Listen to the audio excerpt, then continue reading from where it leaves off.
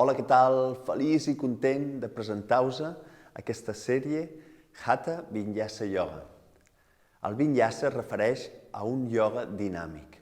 Són transicions entre postures, aprofitant també les salutacions al sol, que ens serviran per escalfar el cos, per activar molt bé les articulacions i preparar-nos per després el treball de Hatha.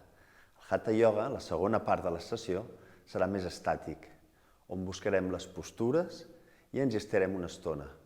No és que sigui estàtic totalment, des de fora sembla estàtic, des de dins hi ha un dinamisme, però amb micromoviments, acompanyat també de la respiració, que ens ajudarà a portar les postures més enllà. A la vegada també aprofitaré aquests capítols que anirem fent per anar-vos presentant els 4 graons per entrar a una postura.